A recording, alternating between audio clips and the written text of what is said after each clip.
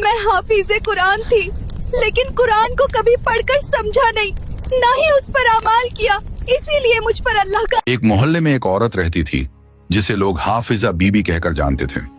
उसने पूरा कुरान याद किया हुआ था। हर जुमे को वह औरतों के लिए दर्स कुरान रखा करती। उसकी आवाज में मिठास थी और अल्फाज में रवानी। लोग उसे देखकर कहते, काश हमारी मौत भी ऐसी नेक औरत की तरह हो। कुछ वक्त बाद अचानक उसका इंतकाल हो गया। गुस्ल, जनाजा और दफन सब कुछ पूरे एहतराम से हुआ। लोग यही समझते रहे कि अब वह जन्नत की राह पर होगी। लेकिन कुछ दिनों बाद एक अजीब वाकया हुआ। उसकी एक करीबी सहेली ने ख्वाब देखा।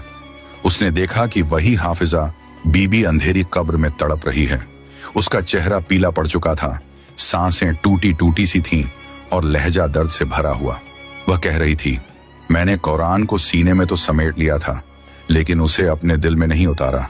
यह सुनकर सहेली घबरा गई और रोते हुए बोली, तुम तो हाफिजा थी, फिर यह हालत क्यों? कब्र से भर्राई हुई आवाज आई, मैंने आयतें जबान से पढ़ी मगर उन पर अमल नहीं किया। लोगों को दीन सिखाया लेकिन खुद जबान की गलतियों से न बच सकी। गरीबत करती रही, दिल को पाक न कर सकी। कुरान को सजाया मगर अपनी रूह को खाली छोड़े रखा।